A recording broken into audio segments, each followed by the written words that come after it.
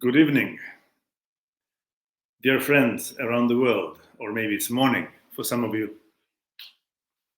This is my very first Facebook Live. I have never done anything like this, so we experiment, see what is gonna happen.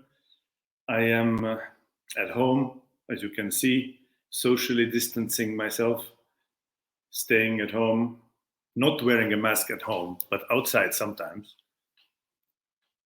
And I really hope that all of you are doing well, that you are healthy, that you are somehow in a zone where you can be close with your friends, with your loved ones.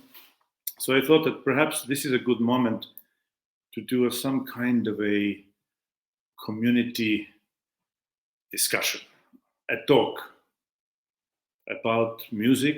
I would prefer mostly about music, but about anything, about the time that we live in right now, and about this crisis that is unexpectedly taken over the world, and now really is changing the way we live, the way we behave,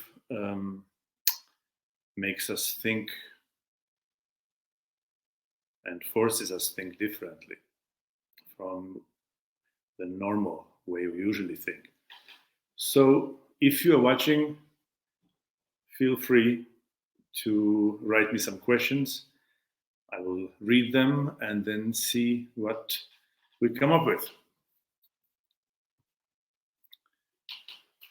This, incidentally, also is the exact moment where Her Majesty the Queen in London is giving a address, a speech to her people. So we have some competition, quite considerable competition. But I hope that some of you are still watching. All right, here is the first question. What is the corona impact on arts? Oh my God. This is a question that we probably need 10 hours to talk about. Most obvious is the realization that most of our colleagues are going to be out of work, are not going to be able to earn an income to pay the bills. And a lot of the music around the world today is made by freelance musicians. And most of these musicians will be unbelievably hard hit. The second thing, of course, is the question, are we ever going to feel comfortable being in concert halls with a lot of other people near us? And do we feel ever safe to go to the concerts? Will older people ever feel safe to go to the concerts? Are we maybe now gradually switching over to more virtual way of communicating to the world? And maybe that is one of the big things that will happen now after this crisis, is rethinking of how the actual concert life is going to take place. The question here is, what new opportunity to see for music? Well, new opportunities, I think, are going to be just these online events. I mean, the amazing thing about these couple of weeks is that I see so many musicians making such fantastic music online and doing house concerts and using technology in a way that we could have done before, but never were forced to do.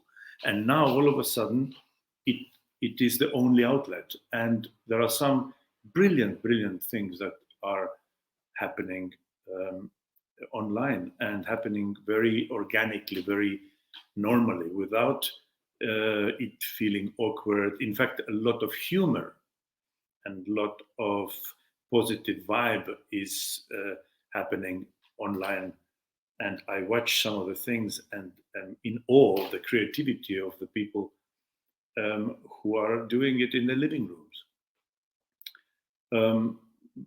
The opportunities also. One of the things I wanted to say is that so many orchestras around the world, and because of the intense regulations and union regulations and so on, have been very reluctant in allowing their concerts to be filmed and taped. And there has been, of course, a strong push for a lot of,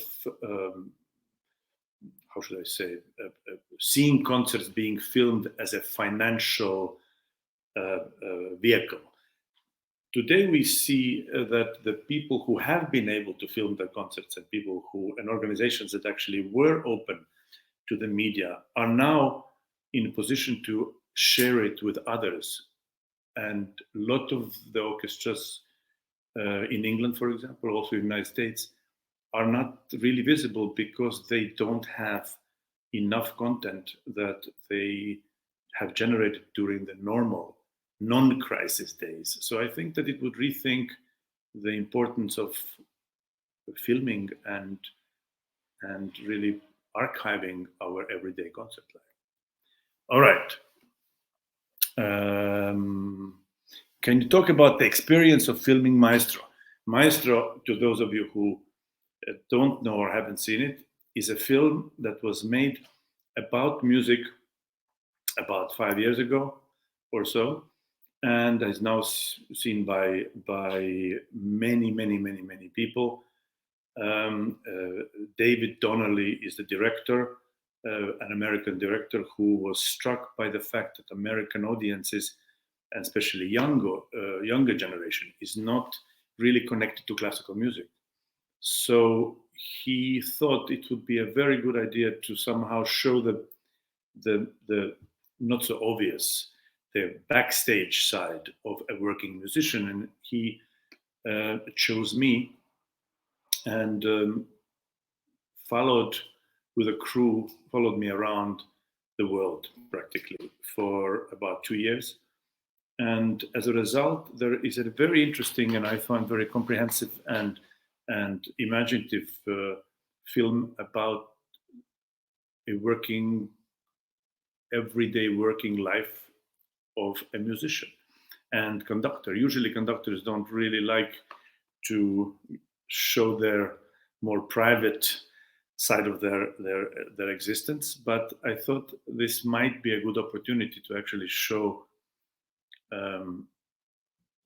the everyday workings of people who are in my profession, and as a result, I think we ended up with a kind of a timeless film that shows quite a few and important aspects which are not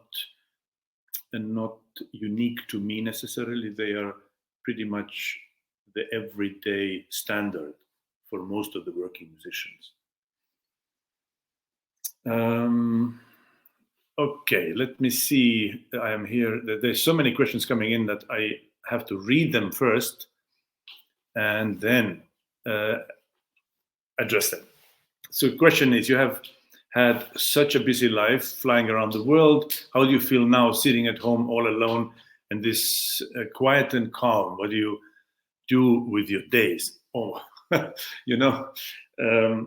one of the horrible things that I should admit is that, and I shouldn't even maybe say that because there's so many people having such a miserable time, and I feel for everybody who is having a horrible time.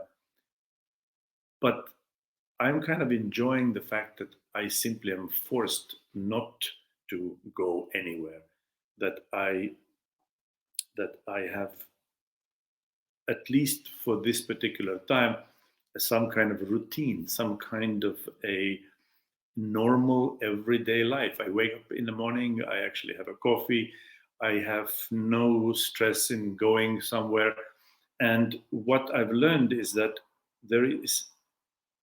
what I've realized about my own life, and it's very subjective, is that I haven't had so much time for reflection. And this reflection, the whole point of just sitting and having enough time to think, is something that I'm enjoying tremendously right now. Reading, actually watching some movies, mm, sometimes the ideas about programs and things that usually would take quite a bit of effort, just they just pop into my head. Um, to be totally honest with you, I do study every day about 2 hours, a little bit more sometimes. I am currently on a quest of really getting to know Carmen, Missa Solemnis, Prokofiev Fourth Symphony. This is just the kind of initial project now, and I have quite a few. I have quite a few scores that I am still needing to prepare for my next season. So in a way, it is sort of a found time, something that I otherwise would have needed to steal from my sleep time, or had to do in airplanes or hotel rooms. Now there is a very human kind of natural, and for me the tempo, the adagio tempo suits me really well. Let's see what else is coming. What else? There are, sorry, I can't keep up with all the questions. Okay. Right, a very interesting question. Until now, social media has been used as a channel to share free content and content. Do you think musicians can monetize content online going forward? And this is, I think, exactly the right moment now to ask this, because at one point, if we really are accepting the change in the normal concert activity, and live concerts where people can actually attend are going to be fewer, at least for time being, then musicians need to still eat, they need to feed their families, need to pay the rent, and everything that musicians are doing, and we are talking about world-class performances on internet. All of these musicians at one point need to find out how to monetize it. So this, how is it going to be done? I don't know.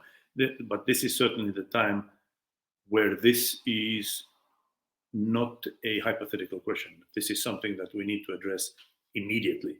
And I am pretty sure that there are a lot of people who are thinking about it, because all, not just the musicians, but the whole industry around music, the management companies, record companies, you name it, orchestras, every possible side and signed area of music is hurting. Everybody needs the musicians to be paid. This way, the whole organization of the rest of the musical world can go on. So I would think that this is also maybe the moment to start asking questions from the big players like YouTube, from all, Spotify, you name it, Apple Music, to really share the profits. And this is something that is going to be, I am pretty sure, one of the outcomes that this crisis will produce. Let's hope we will somehow get to this point where the music that's made online is going to be appreciated not only as a gesture of goodwill but also monetized. All right. One good question now. I get Beethoven third is in 3 or is it in 1? Now this is a purely musical question. I love this question. By the way, this is kind of a discussion I would like to do someday without all the other questions, just purely musical. It's in 1. It's in 1, and one of the most complicated things to conduct is music that's in one, because no music that's in one is purely in one. There are moments when it's three, there are moments where it's 1.5. There is always some kind of a middle ground, but basically the first two chords are bam, bam, it's in one. So this is the musical question. Let me see the next thing. What does the crisis teach us about society as a whole? A very interesting question. The society has been not really prepared, even though there have been very obvious sort of Bill Gates have said 5 years ago, 3 years ago, that's exactly what's going to happen. Think about it. Nobody listened. And in a way, we don't take those situations seriously until they really hit. I mean, I think that this is a moment to actually correlate this particular crisis to the crisis that could actually be happening and probably will happen if we don't take it seriously with climate change. I think that we could be actually exactly in the same situation, but in much more grave, with much more grave consequences, if we don't seriously take the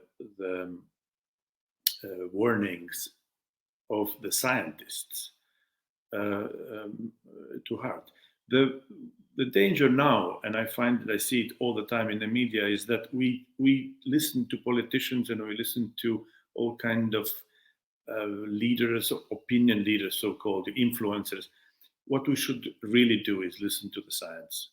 We need to listen to the science, not American presidents, because we need to get the cold facts, not doubt the facts, and not be always questioning or thinking, is it an alternative fact? There is no such thing as an alternative fact.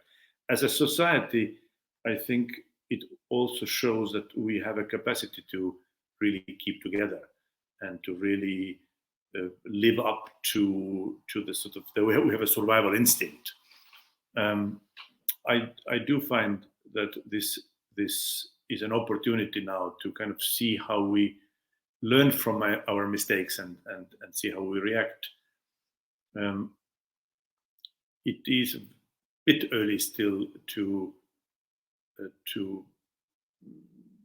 really know what the consequences are going to be and how society will act in long term.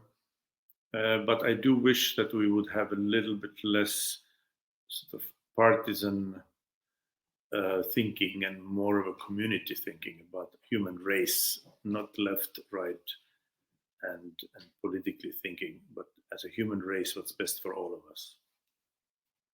Next question. Okay, what kind of conducting routine would you suggest to students, conductors during these days with no piano or orchestra to practice? You know, when I was a young conductor and much younger in general, then there was this common understanding that listening to other people's recordings somehow was a little bit frowned upon, looked down upon. And I would often hear this, well, no, I don't listen to recordings, I study the score. And of course, I mean, I understand how, on one hand, there is some logic to that. But for me, my suggestion is listen to everything possible. If you take an eroica, for example, listen to 25, 50, 60 recordings of the first movement. Don't copy anybody, but listen and try to understand why this conductor took it this way. Do you actually find a totally opposite approach convincing? Why is it convincing? Why is it not convincing? There is no better way of learning than listening. listening, but not blindly copying. That's the difference. And if you don't have a piano at home or an orchestra at home, I know some of you don't have orchestras at home, then listen to the music.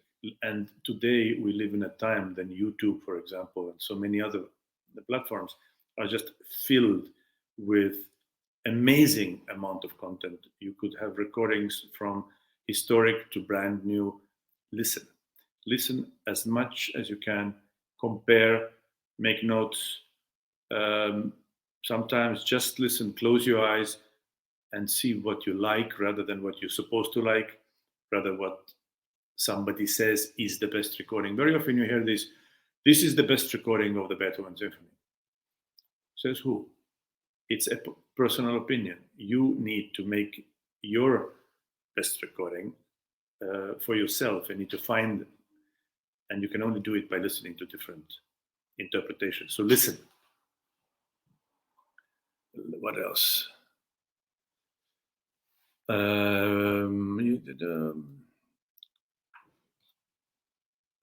Well, I mean, now this I cannot answer. In your opinion, what is the greatest classical piece of all time? Your own favorite? I can't really answer this question because we are talking about over 400 years of music with giants from, we're talking about before Bach and Bach to contemporary greats like Arvo Pärt today. So it's very subjective, very subjective. I think that there are certain great sort of landmarks in music history that changed the music history. For example, Beethoven 9 changed the music history. Debussy, L'Après-Midi, perhaps Wagner's Ring, Eroica. There are, of course, others, but it's very, very subjective. It's so difficult. It is so difficult to know. Yeah, I wish I could tell you, but I cannot. Next question. Let's see, live music industry. Right. I cannot possibly answer all this. This is so. Your favorite composer and any specific recommendation during these challenging times? Favorite composer, I can't tell you, because whenever I study Sibelius, it's definitely my favorite. And then I study Beethoven, and that is definitely favorite. And then I listen to Arvo Pärt, and that's my favorite. So I cannot tell you that. What I could say about the recommendations of these challenging times, it's also subjective, because what I have found out is that there is a real value in not doing something at all. For me, at least. I used to live, and literally for the last 20 years, literally with a schedule. I wake up and it says exactly 8:30 this, 9 o'clock that. Schedule a rehearsal. After rehearsal, there is a meeting. After the meeting, there is something else. Then there is so much free time, and then there's a concert at night. Every single day, like this. And the fact that one doesn't have this sort of schedule is very liberating. The other thing is reflection. Reflection, it maybe puts certain things in perspective, what are actually important things in life. I mean, if you look at all the grand ideas that are always coming forward, and these are the important things in life, in a crisis, everything changes, An extra roll of toilet paper becomes more important than anything else. Enough food, a mask, gloves, disinfecting fluid. So a lot of things, but in a larger, more philosophical way, I think we we need sometimes to think what are the priorities. For me, I'm speaking strictly for me. I am not the type who would ever preach what somebody else should do. It's not going to come from me ever. But I do feel that for me, having some sort of forced vacation, if one can say like this, it has already made me realize that maybe a lot of things that I do, I don't have to do at all. And certain things that I should be doing, I'm neglecting, and the contact, how important is it to have contact with other people? This self quarantine, imagine if people now spending hours and days and months in a relatively small room alone. Can you imagine being in prison? Can you imagine being without the freedom of moving around? I mean, these thoughts, never really come to you unless you're in a situation where you are really experiencing the loss of mobility and loss of freedom and freedom to move and freedom to interact with other people. The third thing for me that has never been more important is the understanding of how much we need each other as people. I mean, we could do almost anything. Doesn't matter what the situation is. But if you don't have friends, and if you're alone, if you don't have anybody to call, nobody to laugh with, this is another thing. Laughing, humor. My God, humor is so important for me. I can't live without it. And now in these times, what would we do without talking to people, laughing with people? And eventually, of course, number one for me, and I know that for you, many of you as well, what the hell would we do without music? I mean, if we had no music right now, I would go crazy. I literally don't know what I would do. I can't listen to the news. I can't listen to this empty talk that takes the same 5 lines and regurgitates it every day and for a whole week in a row. We need music, and music is the lifeline. In fact, music is the lifeline in time of crisis. Let me see what other interesting things.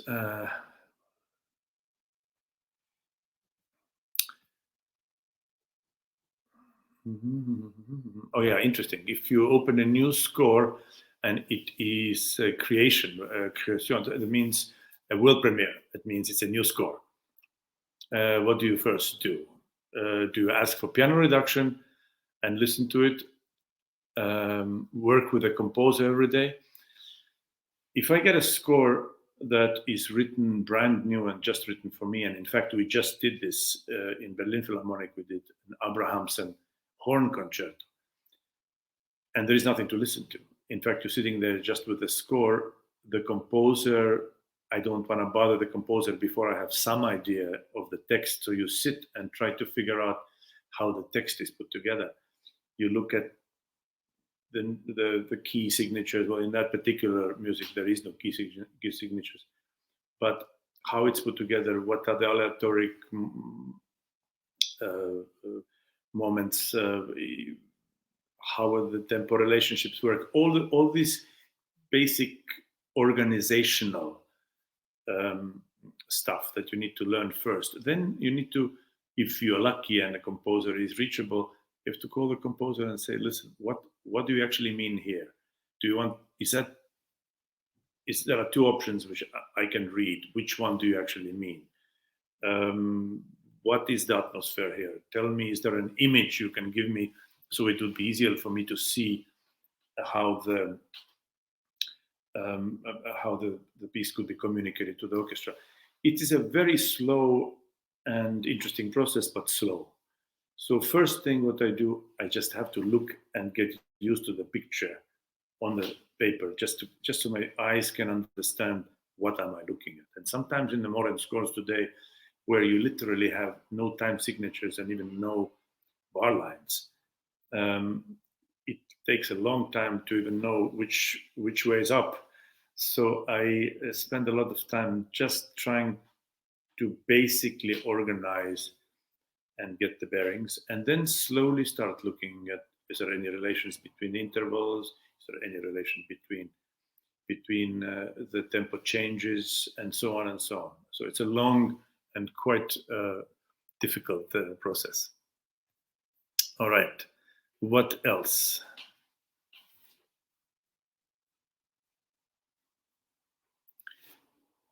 In a busy schedule, what strategies do you employ to find time to study? I study all the time. I don't have any choice. I don't like studying on airplanes. I don't like studying in trains or hotel rooms. But I have simply no choice, because otherwise I don't get things ready. And I always like to be prepared. So very often the things that I study now are the things that I need to perform in the next season or season after. And I must say that as one gets older, one gets more experienced. So that's a good thing. So you see certain things quicker, and you see and figure out certain things with more ease. The downside is that as you get older, I used to be able to study 3, 4, 5 hours in a row, 2 hours, and I need a break. Now I need to make sure that I retain everything that I study. So that all of these issues are now, the tempos are different. And for me, there is no better strategy or no better or more important plan than to build in certain study periods and build in periods where you can have enough clarity in your mind. I cannot. I'm just built that way that I cannot study in the mornings. There is no way I can study in the morning and wake up 2 hours early before the rehearsal and study. I can't. It has to be at night. And for me, finding this particular spot where I'm still not too tired and my brain is still able to take in information and retain information, so that the time wouldn't be just wasted. So for me, my recommendation is try to identify these moments where you can actually find an optimal time to study for you. All right, what other questions are there? Okay, do you already know if Pärnu Festival will happen? I am really trying to be positive here, and very, very much hoping that the Pärnu Festival will happen. But looking at all the festivals now canceling, it is not making me feel very confident. At the moment, I don't know yet. I hope it will happen.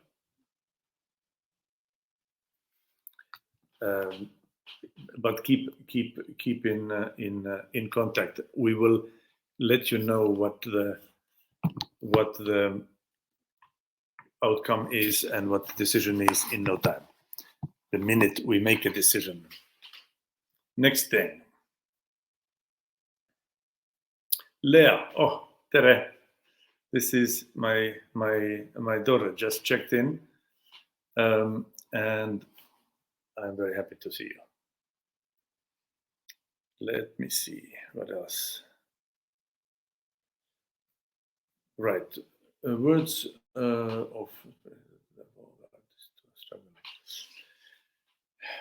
words of inspiration. I'll tell you, I am part of the musicians community, and I certainly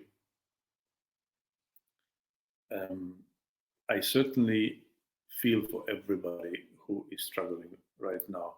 But I think that musical community is powerful. and very, very, very, very strong. And I feel that in a way, if we all keep together and and not lose hope, we will come out of this. We will have to come out of this, because if anything, then if there's anything that one learns from this type of crisis, is that we need music. Very often when everything is going well, then music is sort of a background subject. Important things first, and music is also nice. It's music entertainment. When you are at home and you can't go anywhere, and when you are feeling down and then you're feeling like there is no hope, the only thing that really gives you hope is music.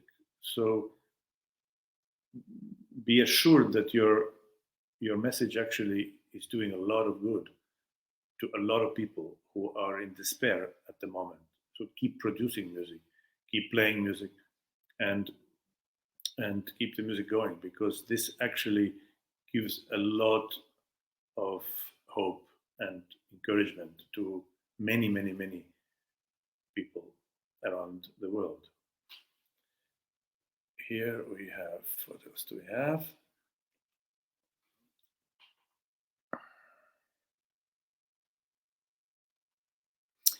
I know you love to teach and impart your knowledge and experience to younger generation. What, if any, do you feel are your responsibilities to the future of art of conducting? Oh, this is a big question. The future of art of conducting. I love to teach, and it is a little bit of a surprise almost to me, because this realization only came when we studied the conducting course and conducting academy in Pärnu, in Pärnu Music Festival. And the obvious reason to start this was to have an opportunity for younger musicians, younger conductors to learn. And of course, my father is a great teacher and has a lot of very strong ideas about what the good conducting technique is, what is good conducting and what is not good conducting, from the point of view of technical side of it. And as a result, I have really loved to learn to love the whole process of teaching, because when you teach somebody, you actually are getting out of it perhaps even more than the students are getting out, because it forces you to rethink what you are actually doing, and are all the things that you're teaching the students, are they valid, and are you actually doing what you're preaching? And then there are many, many issues that you become a kind of a psychologist in a way, because you need to figure out every single person and what are the specific needs for that person in order for that person to make progress. So it's incredibly interesting. It's like a psychoanalysis, but on the podium. And the future and my responsibility, I mean, I feel that every time you can do something that creates or helps somebody to become better, you're already doing something good. With the conducting, there is an interesting moment now in the conducting world where the basic idea, and I've heard it communicated by so many musicians, that the basic idea is that if you are musical enough and good enough musician, you somehow can conduct and communicate that music to the orchestra in front of you. And you have a lot of violinists and pianists and even singers sometimes conducting, but they're conducting without any training, because they feel that they are strong enough musicians, and musicians somehow will understand what the conductor will want to tell them. And this is, of course, something that I fundamentally disagree with. Conducting is not a hobby. It is a profession, and there's a technique, and one needs to learn that technique and not only learn it, but be a master of it. And the fact is that a lot of the conducting courses should pay more attention on a purely technical side of conducting. Interpretive side of conducting is, of course, much more interesting. And I would much rather sit around and talk about interpretation and try out different options with the orchestra and a student conductor. But that's a second step. The first step is that you have to be able to communicate. I'm honest if I say, without any malice and without any negative undertones here, that 95% of the people who are my students, who have been in Bern, they have no idea about the conducting technique. And they often have been already in not only schools and in reputable schools, but also have masters and even doctorates, and some even double doctorates. So what exactly are they teaching these conductors? I'm not sure, but they come to the class and to the course, and they are unable to make a tempo change, unable to start a piece and show elementary things. And then they have to stop and talk for a long time and explain the orchestra, and often reprimand the orchestra for not doing what they want. And there is no way the orchestra could actually understand what they want, because they have never studied conducting and have no vocabulary to express it. So, long answer to a very good question. I find that if I can help some of those students to actually gain a certain assurance when it comes to their technical side of conducting, then a lot of them have enough music in them to be able to become very good conductors. It is the vocabulary and the technical capacity that needs a very strong help. And very often I see a lot of very famous conductors who have also no conducting technique, but that's not something that one would necessarily need to emulate. Let's see what else.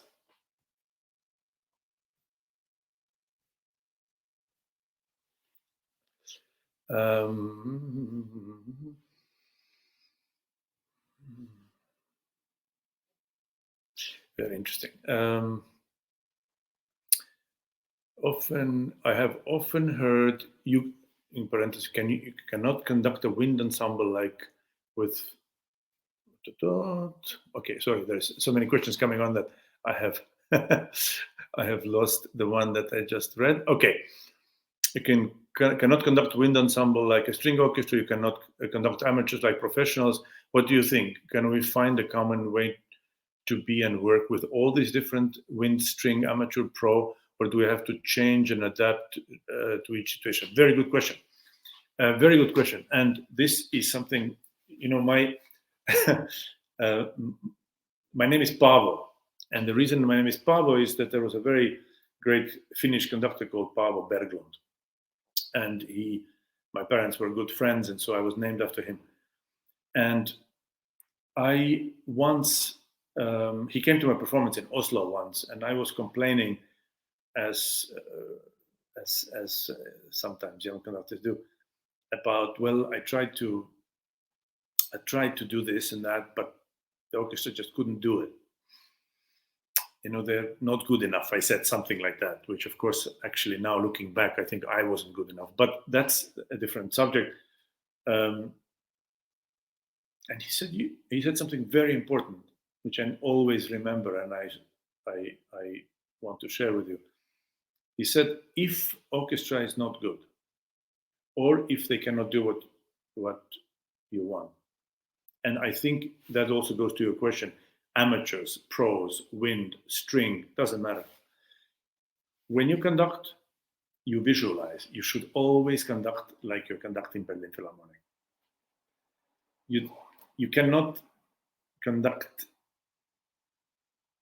sort of like a youth orchestra conductor when you conduct a youth orchestra, because that doesn't help you as a conductor, and eventually won't help them either. You need to conduct and visualize, and then fix some of the issues when they come up. But in the concert, forget about really how it sounds, because you need to conduct the concept and visualize that you're conducting a great orchestra and everybody is doing their absolute best. And most likely, then it will sound the best it can in that situation. So I think that I wouldn't necessarily go from conducting wind or string and then change my technique. No, you always do it the same way, the same also with chorus. You conduct normally, but if you have a good conducting technique, then all the same principles apply. Breathing, auftakt, legato, all the things that are good conducting apply to every single group that you just mentioned. Okay. Next. Okay, I don't know how we're going to do all of this, but this is a lot. This is very specific now about some tempo markings. How did you find it? The tempo of the fourth movement of Jupiter? That's very specific. When you listen to the music, it will tell you which tempo to play. Don't impose the tempo on the piece. The piece will tell you what's organic. I know it sounds a little bit too abstract, but the tempo actually is not something you take. Tempo is in the piece, but you need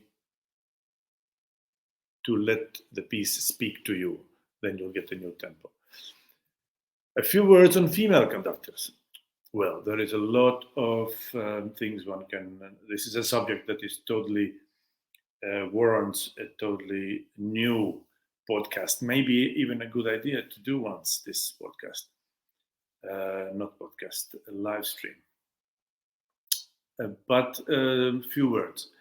There is I'm not exactly sure what you want me to say, other than this is a fantastic time for female conductors. I have some of my most able and talented students are female, and people with most future, one or two in particular who I'm thinking now of, who will have a fantastic future. So female, male, I hope it's a subject that at one point will cease to exist and will be just conductors. It will be an issue for a while, but I think seeing how rapidly this already is changing in today's music world, I am very hopeful that at one point we don't have to even make that distinction. The Pärnu festival, where we have our academy, conducting academy, it has been my principle from very beginning on that we will have at least conceptually 50% women, and it always ends up being around this ratio. And I feel it is also important as a kind of an encouraging message that it is something that is going to happen. It's already happening. It's already well on its way, and I feel that and I hope that soon it's not going to be an issue. There are very interesting specific things that one could talk about female, young female conductor who is getting into profession, and all the special difficulties that are different from the difficulties that men face. But that's a very specific thing that probably could be addressed on a different forum. And maybe next time we do this thing, let's see how is the next time. But I hope that next time we could actually take more specific theme and explore that. Next. All right. A lot of interesting questions here. What do you think about classical music and artificial intelligence collaboration? Should we embrace it? What are the positive elements of such collaboration? Wow, this is a cool question. Artificial intelligence. This is, of course, first of all, I'm not really an expert on that, but I find that all kind of experiments of that type warrant a serious thought and serious consideration. I know that most people of certain generation, older generation, said, "Well, no, I want to own that book. I'm not going to read a book on a Kindle." And then younger person never thinks about it and doesn't have a book, just reads it online. Just like with CDs, certain generations are very, very into still owning them. Others say, "No, I can just listen on Spotify." I think it's a little bit the same thing also with artificial intelligence, because the thought that artificial intelligence can ever develop to the point where it could have the similar sensitivities and that is able not only to produce algorithms to write music that sounds like something else, but actually have a capacity to create something truly original.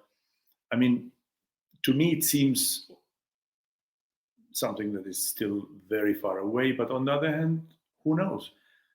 I know that in order to be able to write music, you have to be.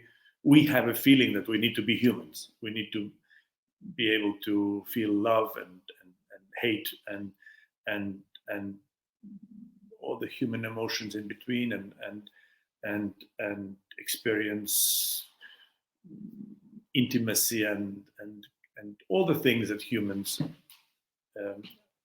do and experience. And can a machine ever get to the point where they can truly create something that authentic? I tend to think not, but then again, I'm also from a generation that probably is too stuck in one way of thinking. So let's see if there is somebody who can come up with something that is believable. Then it is. Then we discuss further. It is different to see that a machine can beat a human being in a chess. That is a very different thing, because chess, with all its emotional aspects and all its with all the complexities, it's still a game of logic and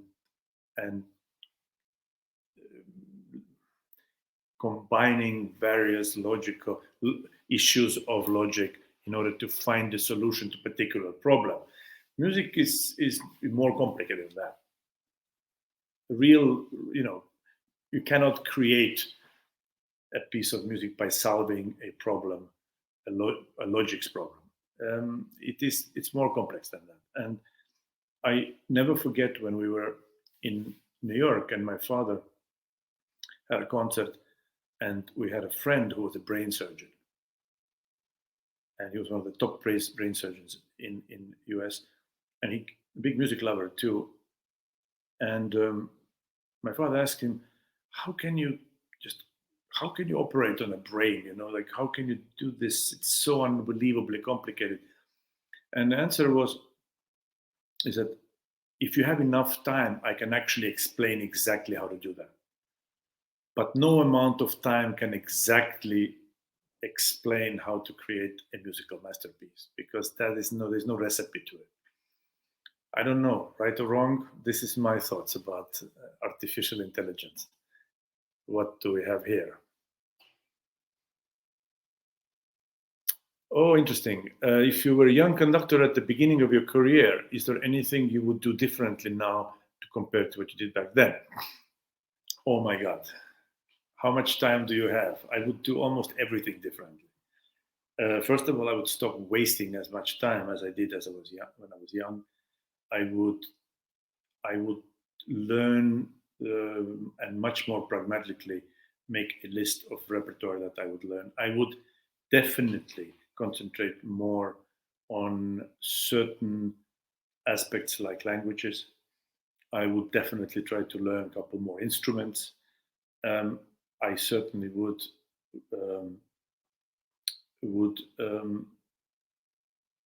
most likely I would, well, it's difficult, but I would probably skip a couple of steps in my educational process, which at the end were just there to finish the formal education, but didn't really help or do anything to me for me to be a better musician. So there are a lot of things.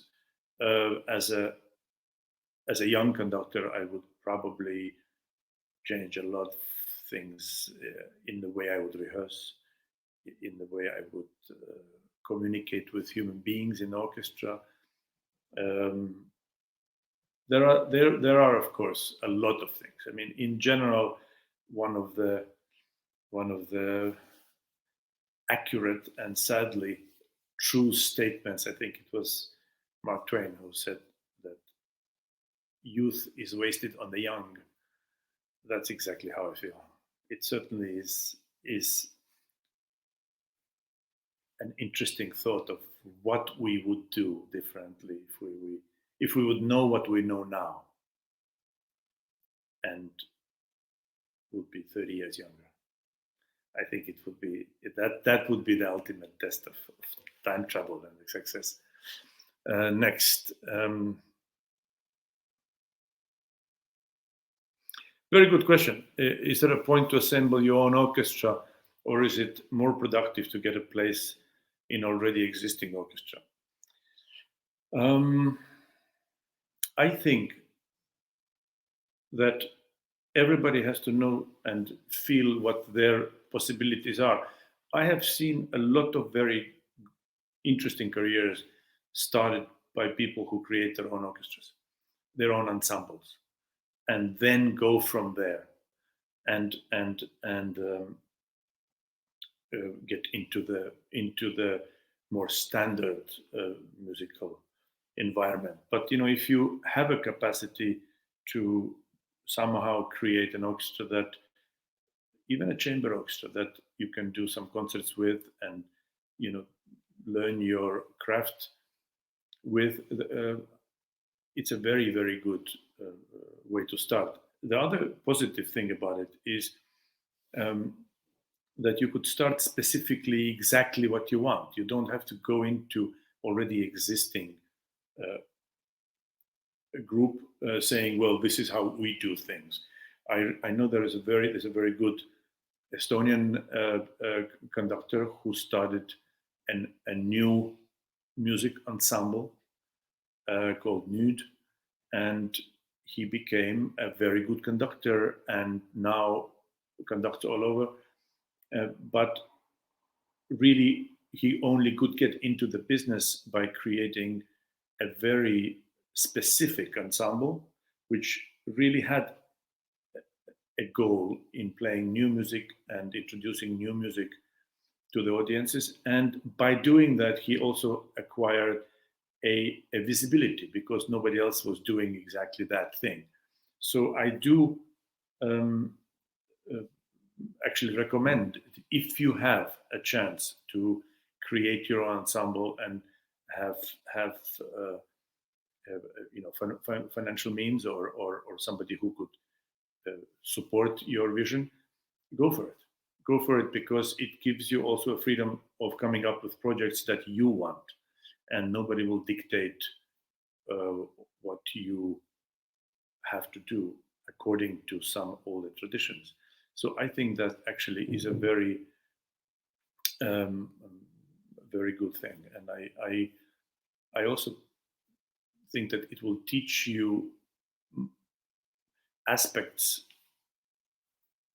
of conducting that are not necessarily just musical, the off the podium aspects, which are just as important. Like, for example, if you have your own orchestra, then you then you don't have, then you have to have sponsors, and then you need to find sponsors, and you need to have a venue, and then you need to have program notes and your program books, and you need to hire musicians. All of these skills are actually very, very useful, and they will help you later in many other situations and in your professional life. So do it.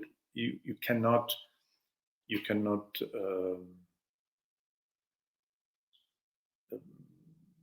but learn from it. So yeah, my suggestion is do it. Okay. We were looking forward to Chick Corea concert. Are going to see more jazz collaborations with Tonhalle Zurich. Well, I can't tell you how much I was looking forward to it, and I am so sorry that it didn't work out because of this virus situation. But I definitely hope that there is more collaboration. But especially we really want to have Chick Corea come back, and I hope that he's willing and hopefully healthy and in good shape to come back and do this concert. Let me see. What else is coming here? Very, very good question. Do you think more advantageous to be a specialist conductor or to be a more generalist in terms of Bruckner specialist, French repertory specialist? My idea, and I'll tell you, and a lot of you might disagree with me, but it's purely my idea. There are no specialists. There are no specialists. If somebody thinks that you are a Bruckner specialist, that means that you do Bruckner really well, and you should continue doing it. And you probably have affinity for it, and therefore you do it a lot, and people recognize that you are a good conductor, especially when it comes to Bruckner. People who are just Bruckner specialists or French music specialists, that's a dangerous thing, because as a young conductor, you should not put yourself in any box. These boxes are dangerous because if you don't know music by other composers, you can't conduct Bruckner. If you don't know Beethoven and music from Bach on, you need to know all of this music in order to do and understand what actually Bruckner comes from. And so I am always, in terms of music, but also in other areas too, I'm always a bit skeptical about specialists. But what I can say is that if you have some composer that is particularly close to your heart, do it, and you will be recognized and as somebody who will be the go-to person if that composer is played. So if you do Bruckner and people find you're great at it, they'll come and listen to you, and you become a Bruckner specialist. But I wouldn't necessarily make this as a conscious decision. Follow your heart. If you want to do something and something speaks to you, do it. And what else?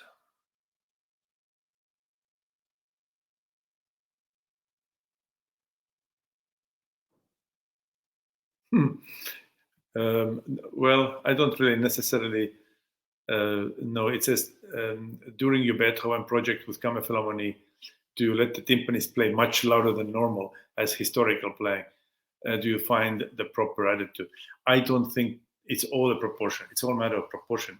They are not playing louder at all. We just had such a fantastic timpanist in a Deutsche Kammer Philharmonie, his name is Stoffel, and he is such a creative character and a person that he will never do a timpani roll without it being somehow interesting. Even the roll, even one beat, he makes it in a way that draws attention. So it's not a question of volume, it's a question of imagination. And he has so much imagination that it always sounded interesting. And maybe that's why you noticed it, because if it's played anonymously, it's simply not noticed. With him, Nothing goes unnoticed.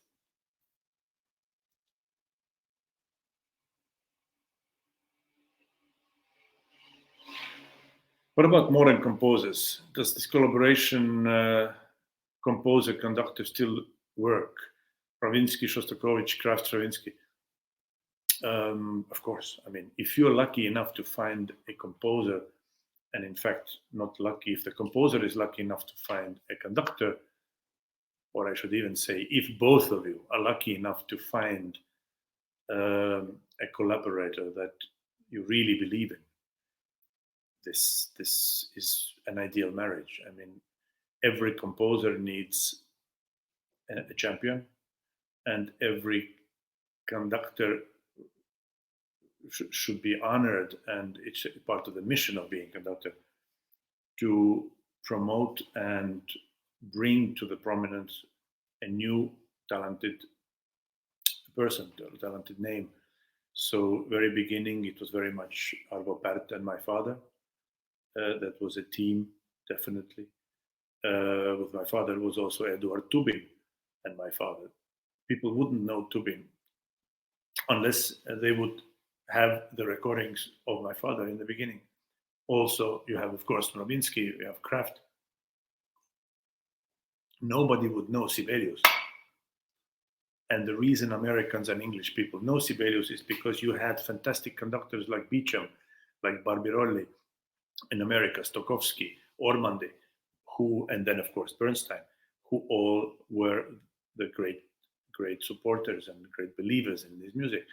That's why in France and in Germany, the Sibelius is not as well accepted because the conductors in this part of the world were not as proactive and didn't find so much connection.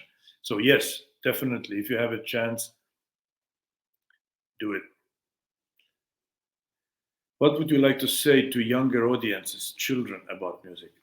Well, this is a very interesting and quite a long subject again, because everybody who has become a musician in classical field, almost everybody. I mean, it's a gross generalization, but a lot of times it is true. They can always say, "Well, my grandmother played, my grandfather played, my father was a musician, my mother a musician, my sister is doing this." You know, there is a strong family connection, and the families are so instrumental and so important in how you get to know music. This is the first door that needs to be opened. Somebody needs to open the door. Somebody has to say to you as a small child, "Okay, this is music. This is what we now listen." The small children, they don't know what's hip, what's not. Is it cool? Is it not cool? They just listen, and they are like sponges. They're very open.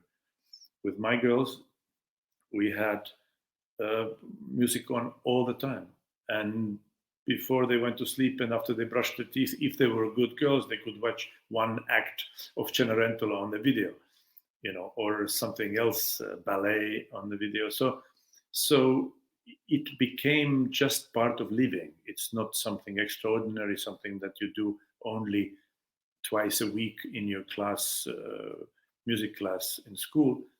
And the children learn from their parents. So the best way to teach musicians, young students, to become musicians or love music is at home.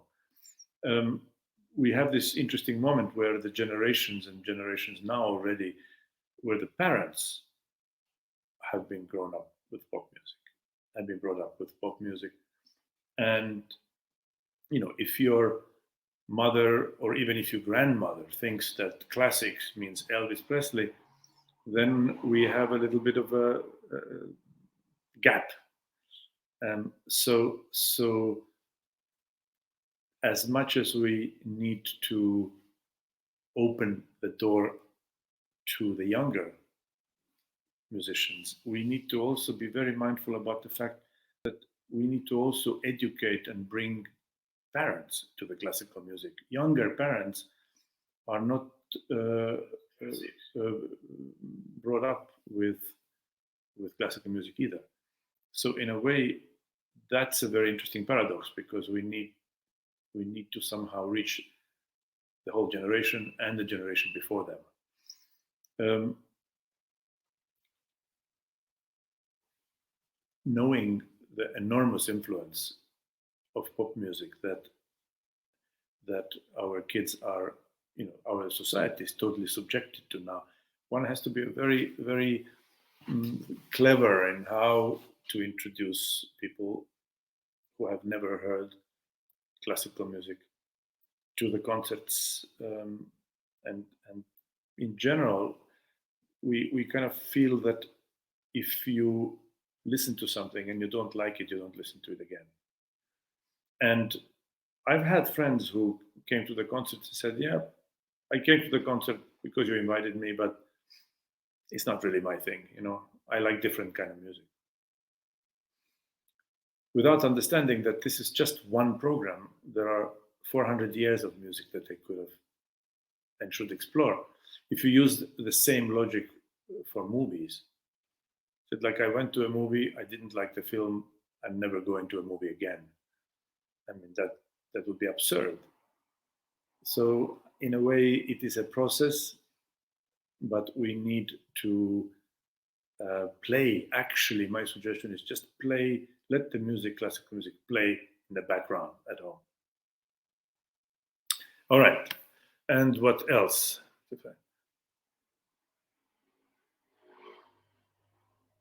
Mm-hmm.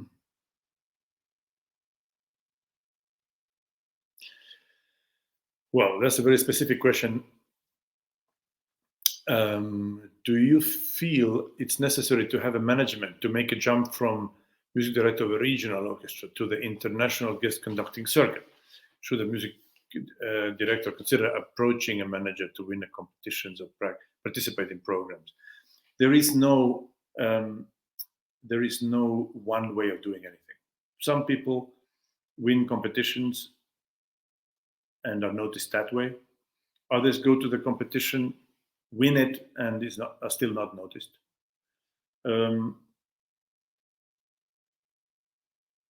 In today's world, I would think that if you are in a regional orchestra, you most likely are going to be noticed by people in the music business.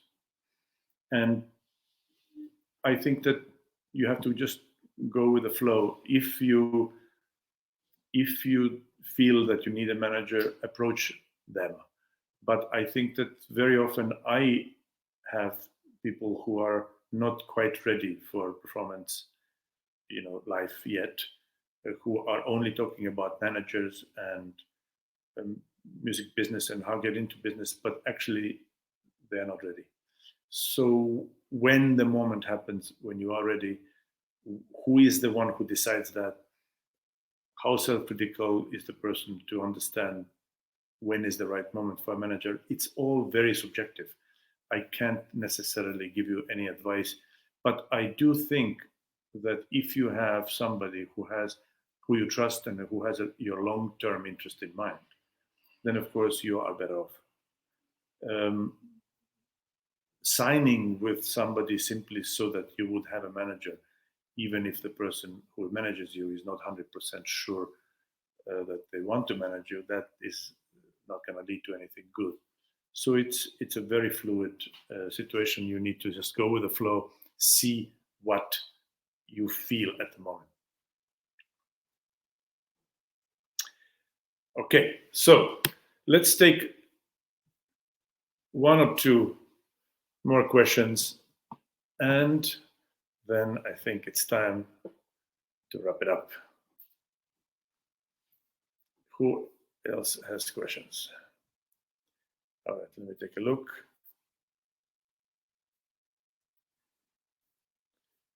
There are, I've skipped a couple.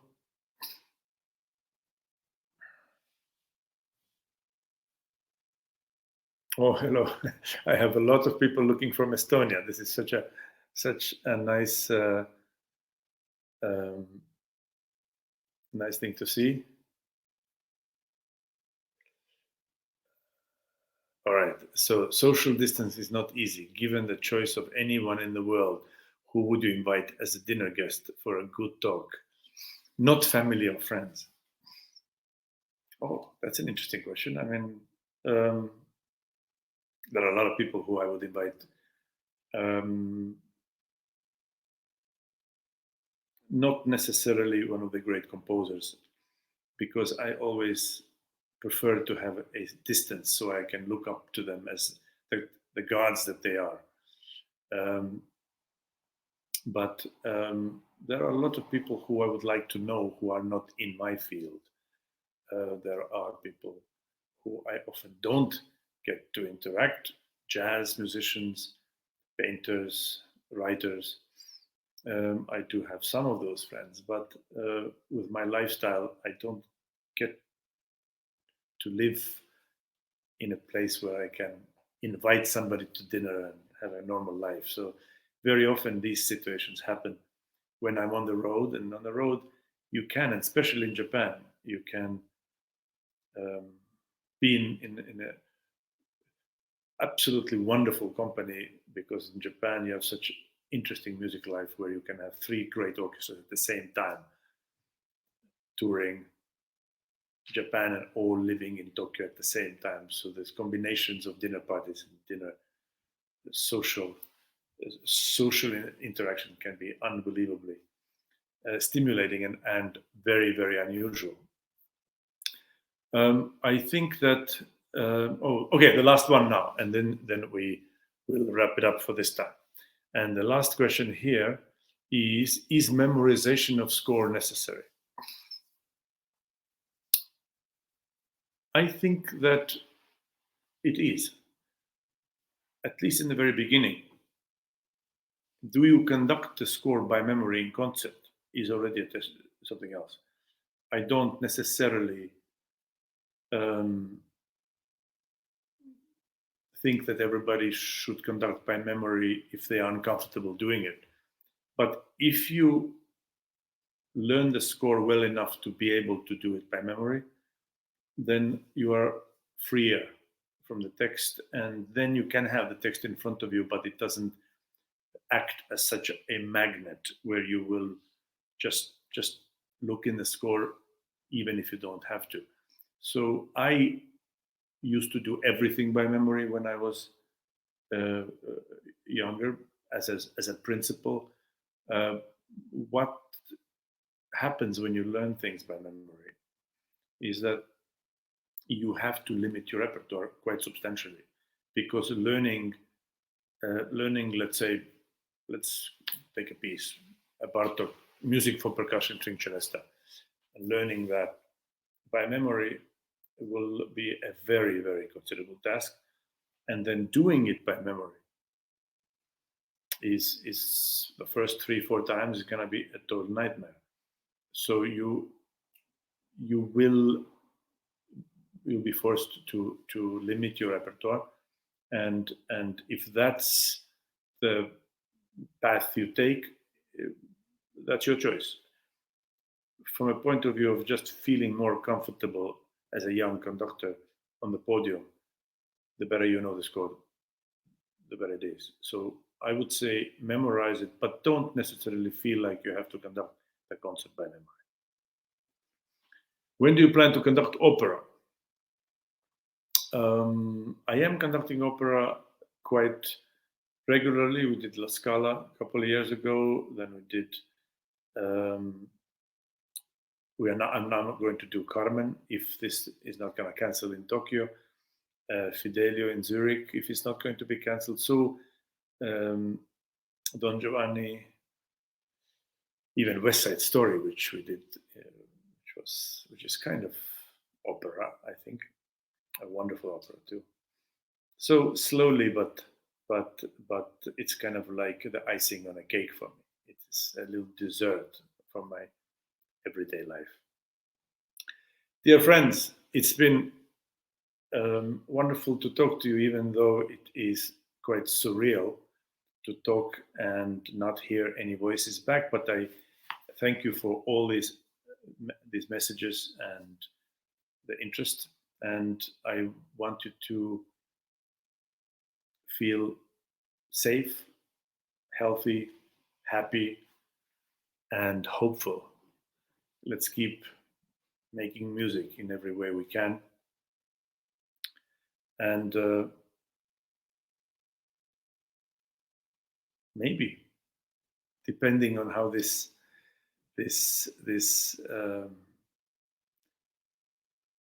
forum now is received, maybe we'll do another one. I certainly enjoy talking to you, and stay at home. Don't go anywhere. Listen to music, distance yourself, but only physically, not emotionally, from your friends. I think that we will come through this, and looking forward to conversing and talking to you again soon. Maybe, hopefully, in person, but maybe also from here.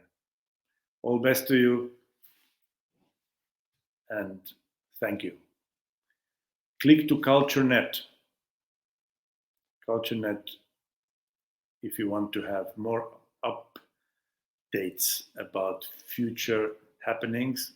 CultureNet.com, very, very, very good organization, and they will let you know when the next one is. And also, look at the Maestro film.